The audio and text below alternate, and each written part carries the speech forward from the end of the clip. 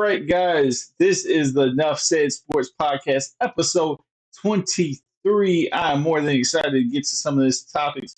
We got a lot to talk about, especially some stuff we got to go over from last episode. Justin motherfucking Fields, and a whole lot of other games to preview this week, especially the London game, the Monday night game, and also the Claypool trade to the Miami Dolphins. Let's get this popping, all right? So, my name is Adam Dickens. That is Trey Adams. Trey, say what's up? Yeah. Yeah. Trey, how was your week, man? Oh man. Who gives a It's fuck? Who gives a fuck? Cue the intro.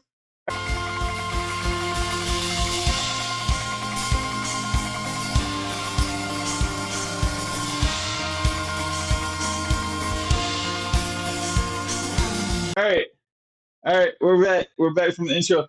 Thanks, Sinus Wave, for cueing the intro. I'm just playing with you, Trey. How was your week, though? oh shit. No, you got me. You got me. You got me.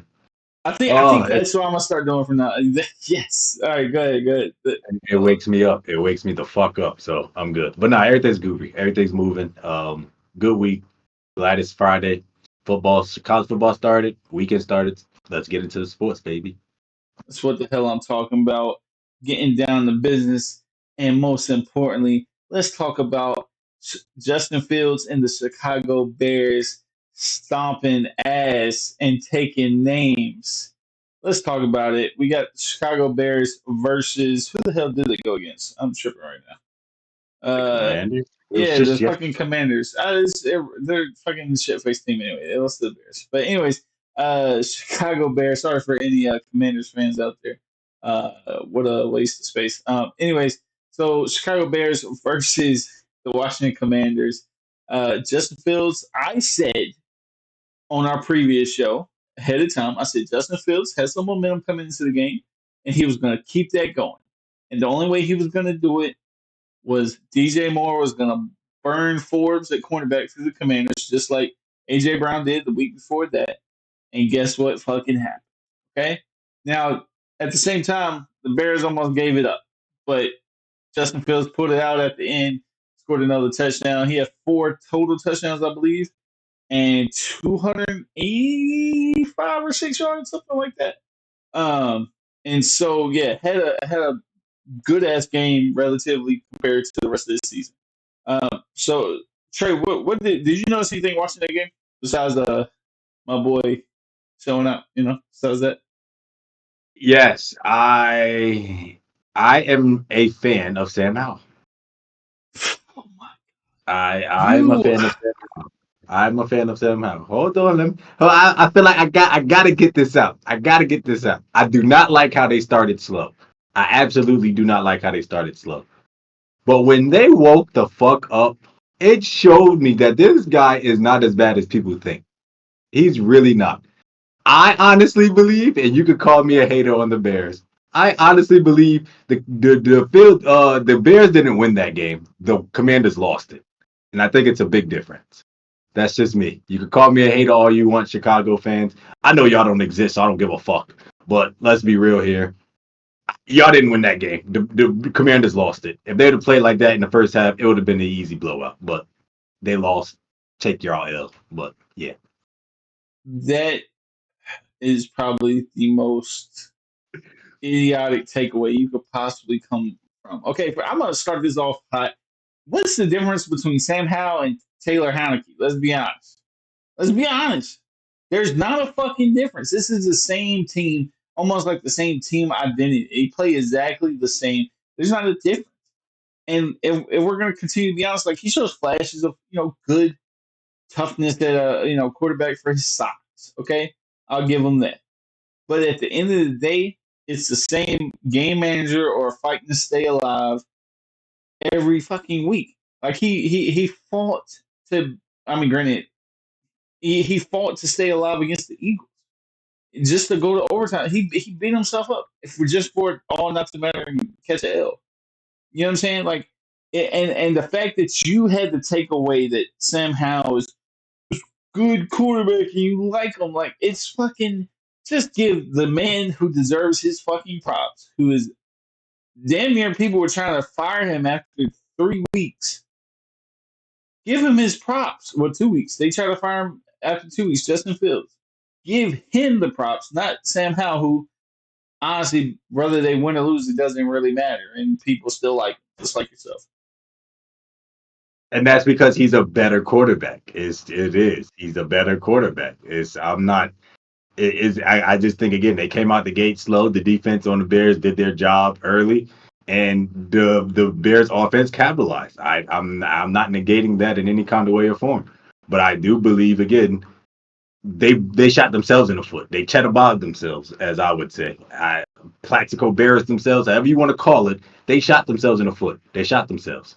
I don't necessarily think it was the Bears doing anything spectacular or special. No, they finally gave their superstar the ball after he only had one touchdown this whole season. About time you give your best wide receiver the ball. Come on now, like it's about time. I don't think they did anything special, and I don't think Justin Field played his ass off. No, I don't. I think if anything, they did what they was kind of fake supposed to do. But again, it was more of the Commanders losing than it was of them winning. That's all I'm gonna say about that.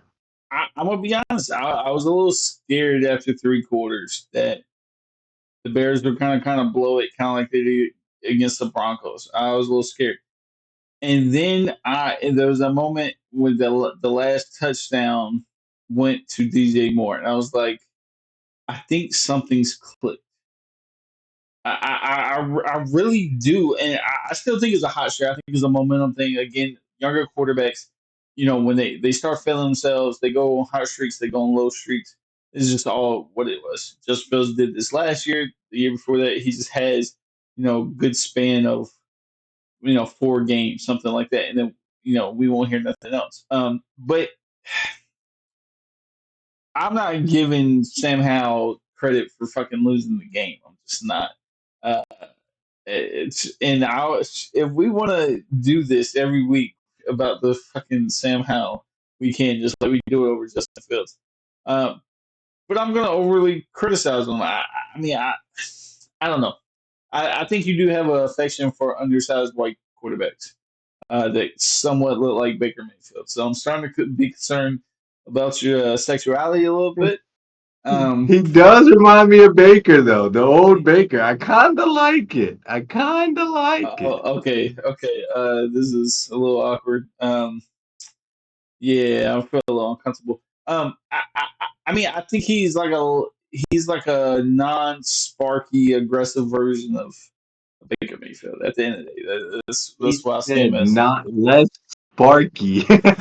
Sparky, aggressive. Like how Baker's got like a little edge to him. Like you take the edge off and you got somehow. Like this is his fucking clone copy of he what he has is. his own thing. Let's not categorize him. He got his own thing, and I like it. I like it. Okay, that's a little weird. But yeah, if you're a betting person or fantasy football, whatever it is, for the next couple weeks, I'm riding with Justin Fields because upcoming he's got if he continues his hot streak, which I believe he will for at least a few games, he's got the Vikings next week. I'll take that. Is it next week or yeah, next week he's got the Vikings. I could see that being offensive back and forth. Then he's got the Raiders. I could see them winning both of those games if Justin Fields is on the hot streak. Then the Chargers, a little shaky about that. Fuck. Then the Saints, who's just not a good team either. And then the Panthers. Is definitely the little hot streak is gonna stop with the Lions. The Lions seem pretty damn legit at the moment. So I mean they've got a few games to keep the momentum going. I could see it lasting about 2 to 3 more weeks. That's honestly what I see. So if you're bet man, put that over for Justin Fields, whether it's specifically touchdowns. Yardage is a little sketch right Y'all, he's saying that. I'm not saying that shit. That's all on him. So if you lose your money, go blame Adam. But You could staying have on quarter. no. You could have made money last week, and that's what you probably should have done. All I'm saying is, if you would listen to me last week, Could have been rolling in some dough, but it is what it is. But staying on the topic of quarterbacks that need to get hot, we're going to jump into that first game on Sunday. That's in London again for the Jags, but they are the away team against the Bills. And at this point, it's pretty much for the Jags put up or shut up. I know they're 2-2. Everybody in their division is 2-2. So that's not helping. And this is, I'm not going to say it's a do or die game because the Bills are coming off of a good game against the Dolphins, but they need to do something immediately. They need to score points, play defense. They need an identity because right now they're just lost. So from that game, who do you expect to, or if you expect anybody to play well or show up for the Jags, who would that be? I don't know. I think some fish and chips, mate. Might need gap. Little London sling bullshit. I have no idea what I'm talking about.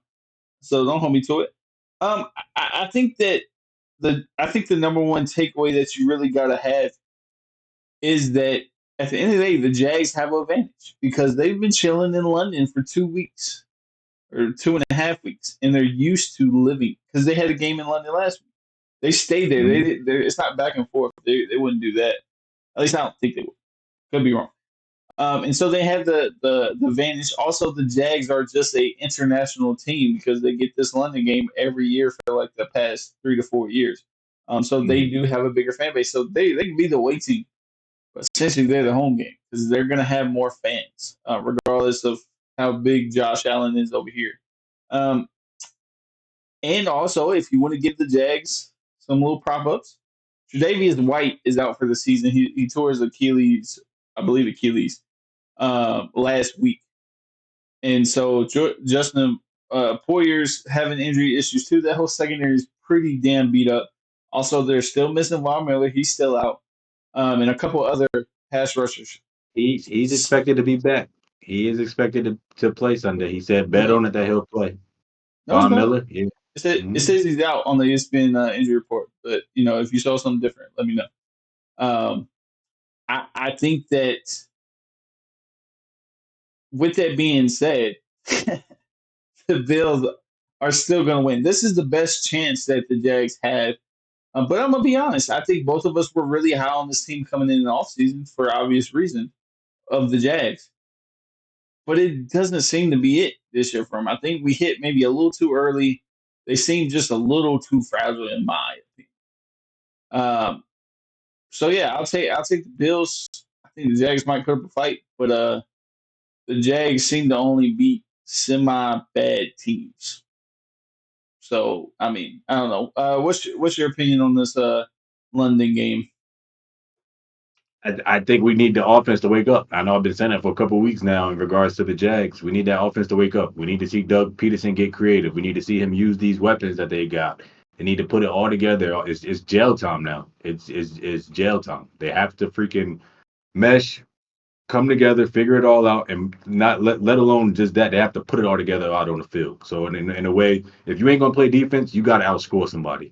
If you ain't gonna um throw the ball and be a pass team, run the ball with ETN and make sure it's effective. It got to be one or the other, but something has to give because the later it gets into this season, they're not going to be in a position where they can win their division the way it's looking. I mean, everybody's evened out, and if it continues more, I feel like they're going to the playoff. The playoff bid is going to slowly go away, and it's not going to be available for them anymore.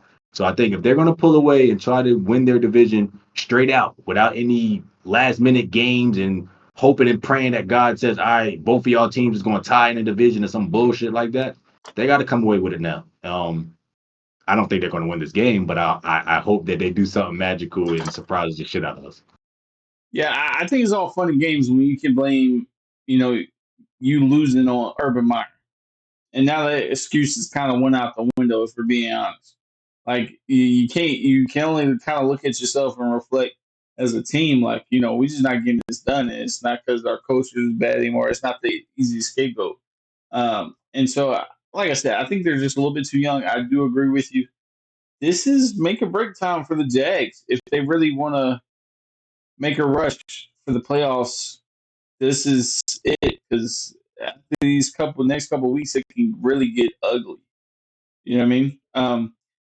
I think a team that we might have, a little bit more hope in is this Ravens team coming up this week versus the Steelers, the Steel Curtain, versus the Lamar-led Ravens. The rumor is Odell will be coming back.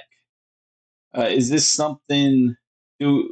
Which way are we leaning when it comes to the Steelers versus the Ravens this week? Kenny Pickett was a question mark this whole week. He is expected to play. But the way their offense has been inconsistent and shaky, I would not expect anything really much from them. I do think the Ravens take this one. Um, I do think, again, Lamar has been playing his behind off in a way and doing what he needs to do. And I feel like the team now needs to just rally behind that and get with the program in a way. And Odell definitely will add to that. So even if he's not out there and he's getting all the attention or the catches and receptions that he needs, it'll be a decoy. So again, it's just his presence. I think you'll notice his presence in an immediate impact the moment he gets on the field. But I definitely would say I have the Ravens taking this one. I do believe they're at the Steelers, but again, I don't think Pickett is 100%, and I think that's going to get to them. Well, I mean, I don't think Kenny Pickett's like just questionable based on injury. I think he's questionable about whether he's gonna be good this season because he hasn't. We're being straight up. Mm, I think he had some big expectations coming into this year. Also, when I went back and looked at the Steelers' wins and losses, they obviously lose to good teams mm, and they win to bad teams. And so it kind of looks like they're in that mid to low tier because they lost to the 49ers and they lost recently to the Red Hot Texans. And then I can't remember the losses, but they're pretty sucky ass teams. And so that tells me that, they're not one of those top tier teams. It's not what they are gonna be this season. I also think the Ravens side, we need to talk about them a little bit more because Lamar's 8 touchdowns on the year, only one interception. It's not an MVP year, but he's still putting up some good points and leading that team to seemingly an okay record. And I think it stays like that. But the Ravens aren't a bad team, so I don't think the Steelers are going to have a shot to beat them. I don't think they're mm. outstanding, but they're not in that low tier. And so I've got the Ravens going all the way. If I'm being honest, are you? You didn't really say who you thought was going to win. Which way are you leaning? No, I said the Ravens. I definitely said the Ravens will win this game. I think they need to fix their offense around Lamar. In the sense of everybody else needs to play better. I don't think anything he's doing is again he's doing what he needs to do so they can stay relevant and get these W's that they need to. But everybody else needs to pick up and get with the program. So, but I definitely have the Ravens winning this game though, definitely. And guys, really pay attention to Zay Jones, who's having a sneak. Not Zay Jones. Jesus Christ, why do I fuck this up every time? Um, Zay Flowers for the Ravens. I'm tripping. Who's having a sneaky good season? It's not like jumping out there, but you can tell the Ravens are really leaning towards him. Obviously, Odell's out, with his injury. But I mean, everybody else, as far as a receiver on this team last year and the years previous, are pushed aside, and Zay Flowers is leading the way for that wide receiver core. Just a little tip. Mm, Just a little tip. just something to keep an eye on in regards to wide receivers. But in speaking of wide receivers that's coming back from injuries next this week, and they can't come back at a better time for the Rams, Mr. Cooper Mm-mm. Kupp. He's expected to play this week against against the Eagles. Excuse me.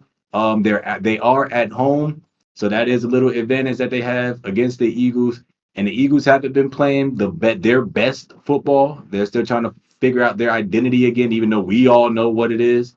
But they're still trying to figure stuff out.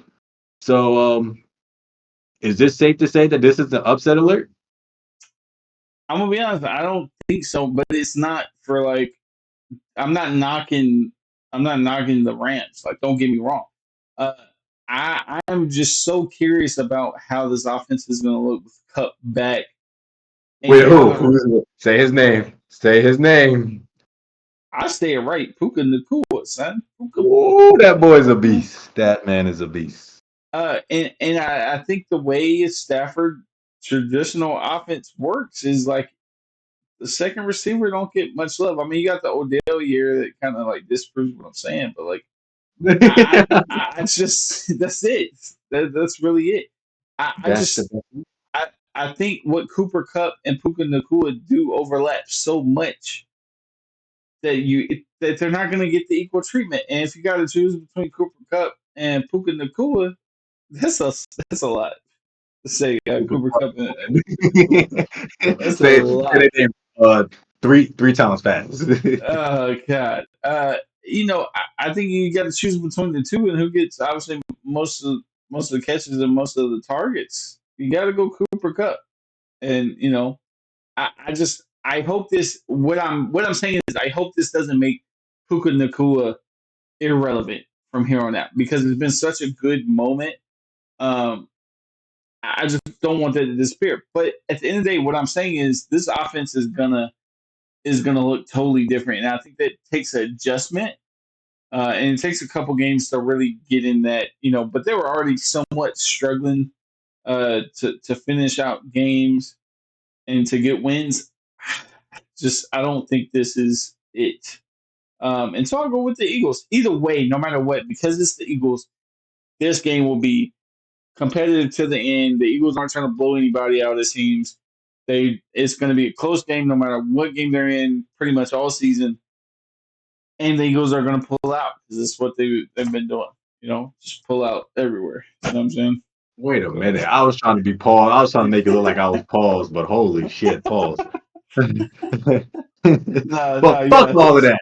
Fuck all of that. They're stay gonna come still. out firing. This offense is gonna look dope. What with their running back? Damn, I forgot his name is making me mad because I bet Kieran on Williams. Kieran I Williams.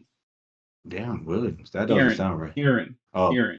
he, Not he Karen Williams. I don't know what the fuck. You think he an old white lady complaining about fucking that's what I thought I heard. I was like, huh? discount prices at Walmart? You think that's I what like he? what their offense is going to look like. I know what their offense is going to look like. It's going to be very powerful and it's going to be very fun to watch. Just be on the lookout for this offense. So But you yeah, so you think it's going to be the twin slot receivers in Puka Nakua and Cooper Cup, and it's going to be the I don't. They gotta have a combo nickname if they do have a good game, both of them.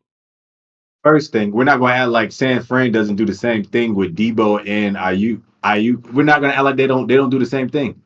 They don't. So They don't. yes, they do. They rarely ever have like the same good game. It's always one of the two. No, What's that's Russ my now. pace? That's now because McCaffrey's there. But before, they both would have a decent game. They both were in with 60 yards. One of them will have a touchdown. And again, it was also depending on who the freak the quarterback is. Now that Purdy is obviously the guy. No, I think if it's too many weapons on that team.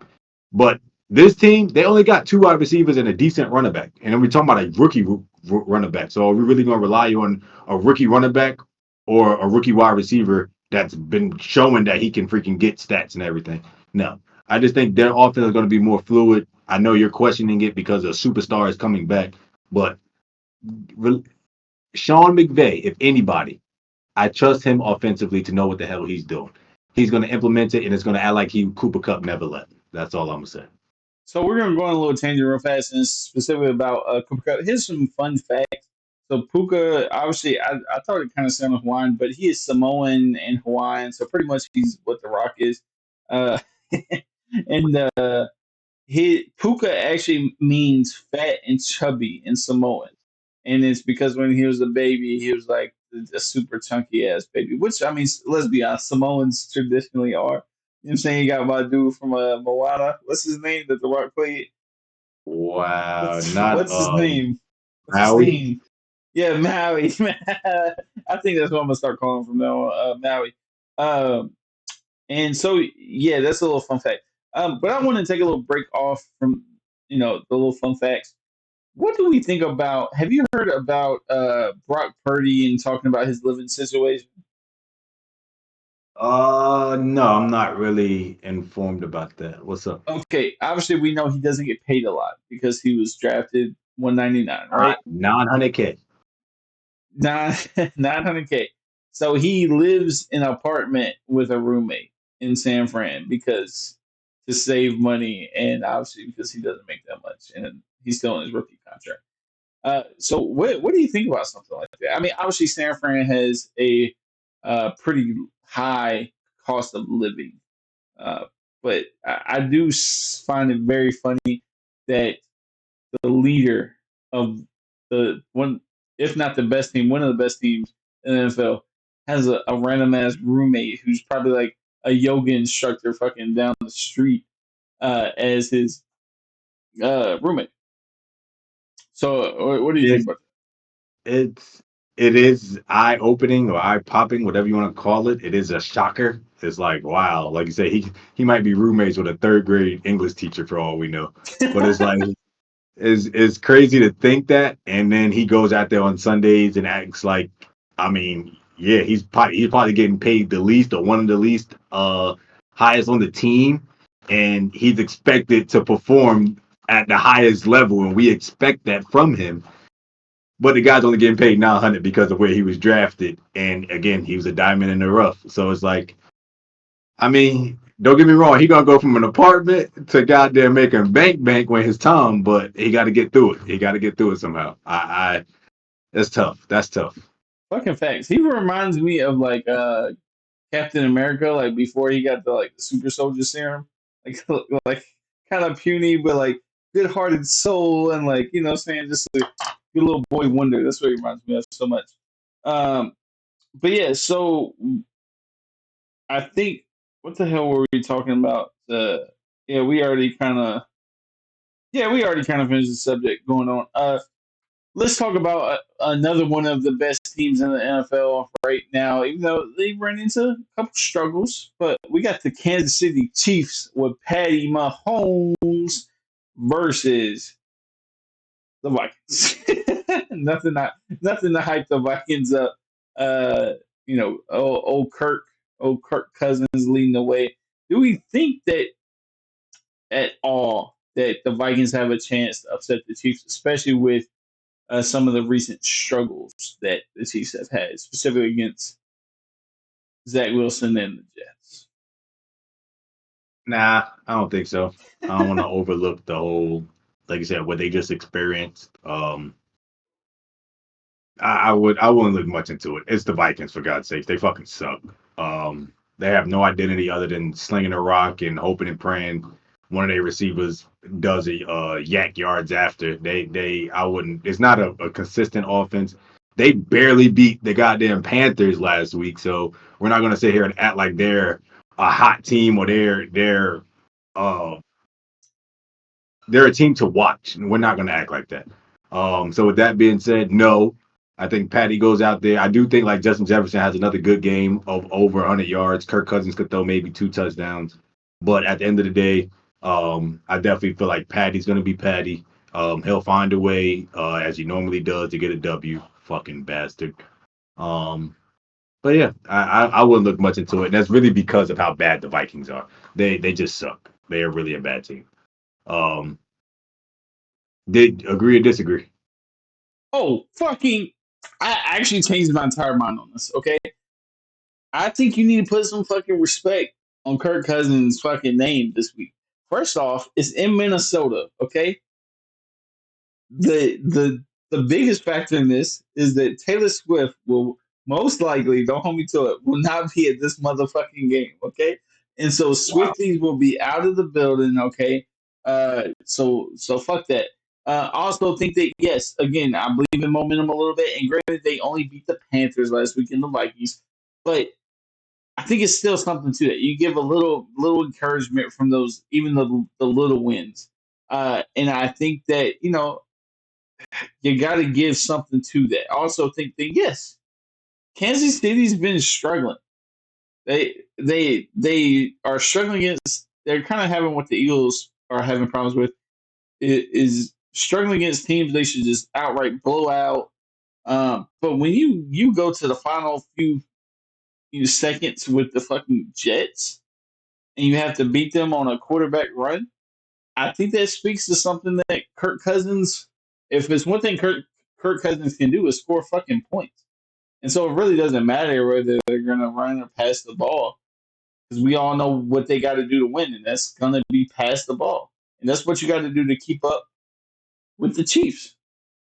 And if Kansas City is gonna struggle offensively like they have, then you want a high-powered offense, and that's what as long as, and this is a big if, Kirk Cousins and that team doesn't get sloppy and a lot of turnovers. If they can keep the ball safe and have that high power offense, they'll be good. But you just can't turn the ball. That's the biggest fucking issue that they have. And turnovers come and go. So I mean, that's the confidence I got. You got a Minnesota home game, no Taylor Swift, a good offense that can go up against Kansas City just as well. Give it to them. That's what the fuck I'm talking about. Okay, I think she just told everybody that so it's not as hyped up, but I think she'll be there. you think so? I mean, I don't Yeah. know. I just assume because it's in Minnesota, it's not a Chiefs home game. She won't be there. But I mean, she's in the suites anyway. She don't really care about fans and shit. She don't. No, you can't say that because every time they say she's at a game, the views go up and they make it a big deal to media. And they always got to make the correlation of where she's at, who she's with. And it's just like, shit, it's a fake distraction, possibly. But I think she'll be there. I think she will. I don't care about that. Hold. We're not going past this real quick. Everybody's talking about Taylor Swift. But let's talk about the real prize, okay? The thick, ultimate, sexy ass cougar prize. And Donna fucking Kelsey, son. Donna fucking Kelsey, Travis's and Jason's mom, who is just a thick ass stallion. You know what I'm saying? Like she is up there with Meg the Stallion, fucking Beyonce. Like she got some ham hocks and biscuits on them legs, and I'm all for it. And that's who should really show up. And they Kansas City might have a slim little fucking chance if John Kelsey fucking shows up and shows some support to Travis. That's the only chance that the Kansas City has against the fucking Minnesota Vikings. What are you trying to get on a chunky commercial? What the fuck was that? I don't even know what the Hey, fuck that's about. I think that was a good plea. You know what I'm saying? Good fucking plea. You're by Okay? yourself on that one.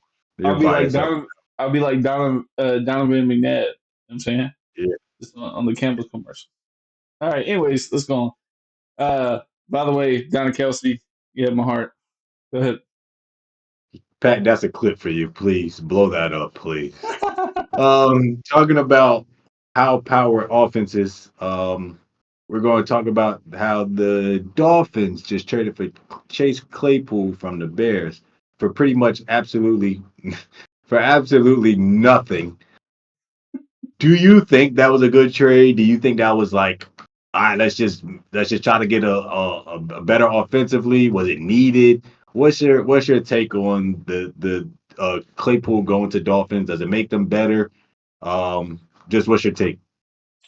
I think that at the end of the day, you're talking about a player in Claypool that has been with the Bears and the Steelers, and neither one of those teams are winning.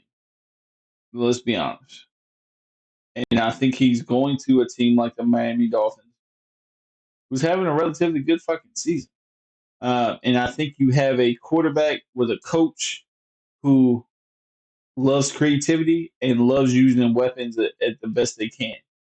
My And so guy. I'll give it to the genius minds. You want to call Mike McDaniels that. You got to give it. I think they'll figure out a way to use him. Specifically, they could really use him goal line, which is what everybody thought when he came out of Notre Dame, I believe. Uh, Mm, how they can use him. Pretty much put his ass at a slot receiver and just make his ass pretty much a tight end.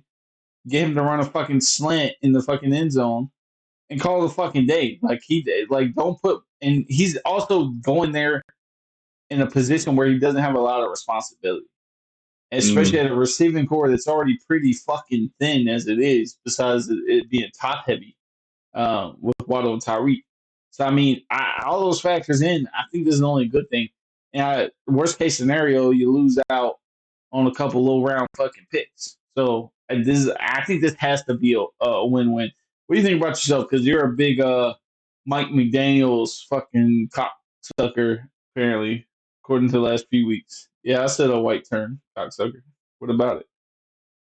I think my guy is a genius and he'll figure out how to use him to the best of his ability. I think Claypool will end up having some fun that he is lacking clearly with he had with the dumbass Bears.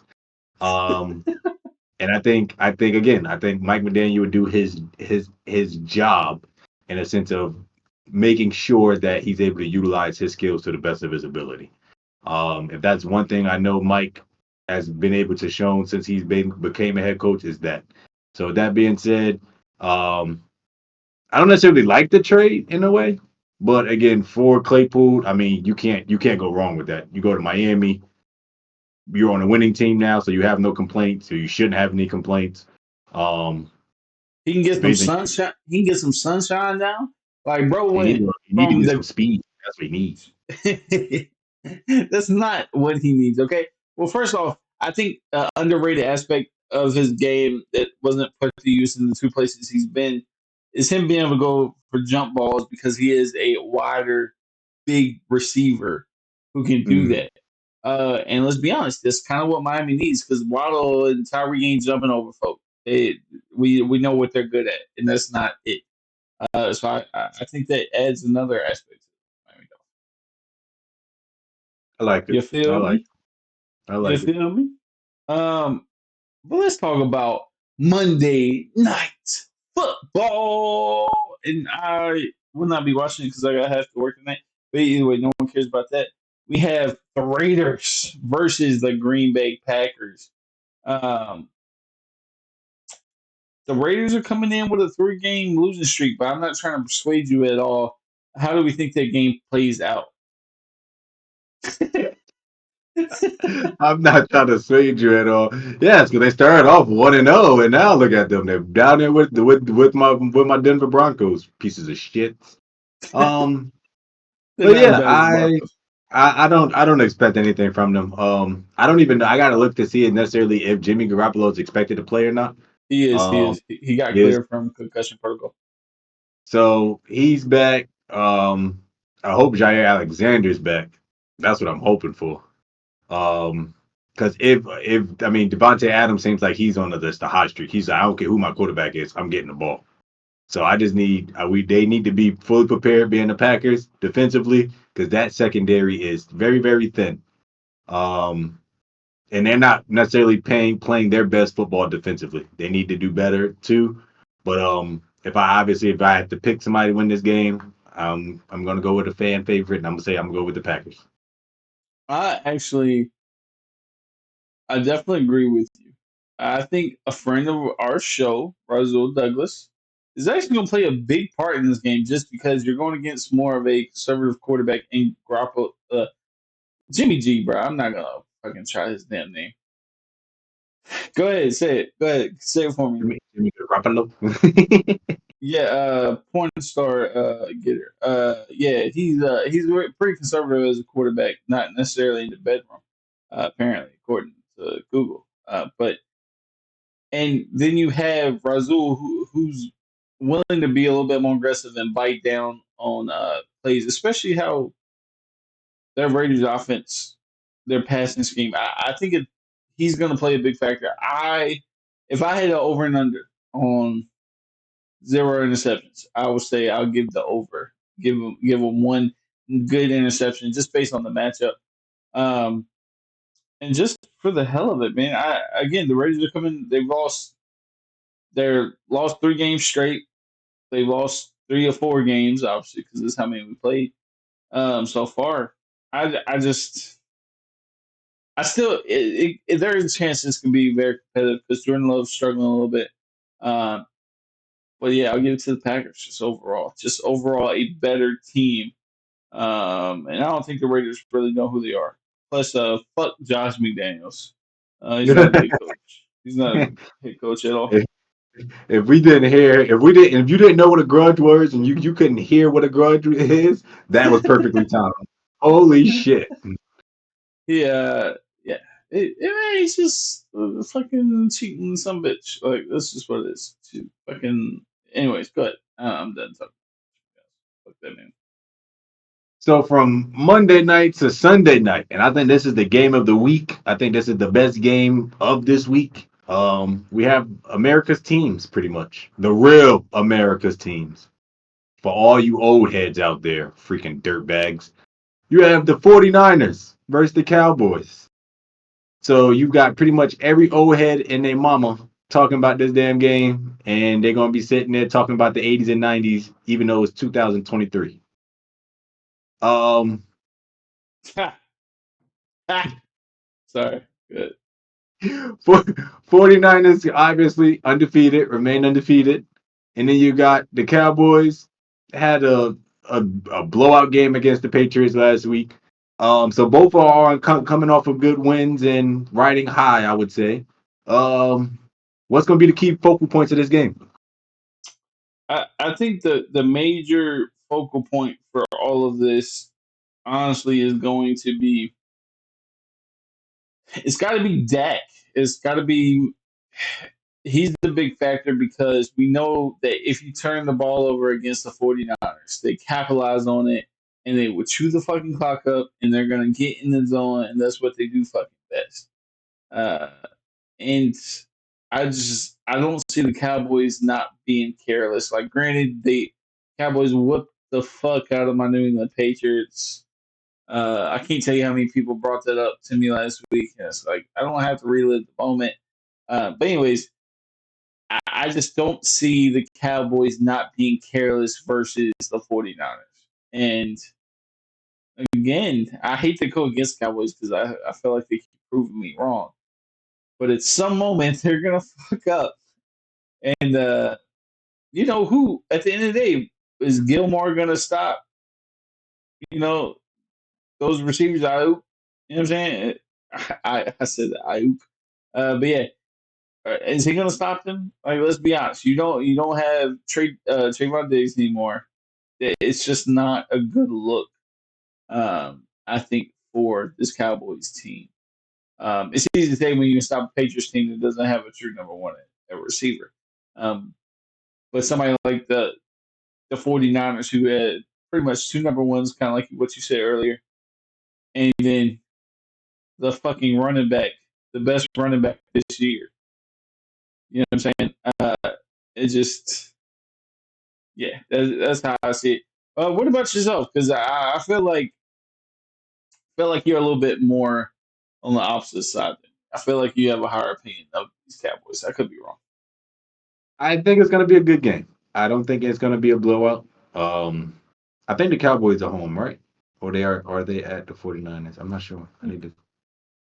I'll look it up. Uh, It I need to. is at San Fran, so they are traveling across the country. Oh, good God. Um, and it plays a factor like that. That's really a big factor. But I'm confident that the Cowboys are not going to play like shit and go out there and look like dog shit on Sunday Night Football.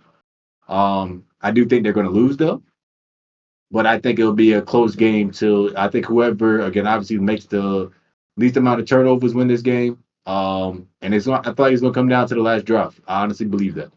Um, but I do think they're going to put on a show, and it's going to be whoever has the obviously defensively who has the most turnovers and offensively who doesn't turn the ball over. That's who's going to win this game. I do find, and I agree with you. I really do. I mean, I would say maybe an extra couple. I think it'll be a little bit wider than what you think. But anyways, I do think it's funny that like people have this perception of Dak that's like, oh, bad, quarterback and doesn't make good decisions. But then like Brock Purdy's like, you know, America's favorite underdog pretty much. And their stats are super similar this year. You got Dak with 4 touchdowns and 1 interception and 900 yards. You got Brock Purdy with 5 touchdowns, 0 interceptions, and 1,000 yards. Like they're putting up very similar numbers now. Whether it continues for the rest of the year, I just think that's an intriguing perception versus reality type of deal, specifically for this year. Um, Not trying to include Dex history or anything like that. Just saying. But yeah, I think this week's football is gonna go fucking crazy. Um, and I'm really excited about it. I'm hoping. I feel like in the middle of the week I start getting like football sick because we haven't seen anything for a few days. But you know. Um, but yeah, man. Any last word for the listeners? Here we go. Nah, fuck y'all. Yeah, fuck y'all. I'm getting a new mic for you guys. You guys are making me pull some money out and buy a new mic because my shit sounds like shit right now. I'm sorry if I hurt your ears. So the audio quality would be better. I'm assuming by next week. Uh, yeah, sorry about that. But I've tried everything with this fucking mic. It's shit. Just like you guys. So, all right. I think. Oh, fuck, I forgot. Dress.commercial at the end of this video. Check them out. Instagram, website, www.dresstech.com.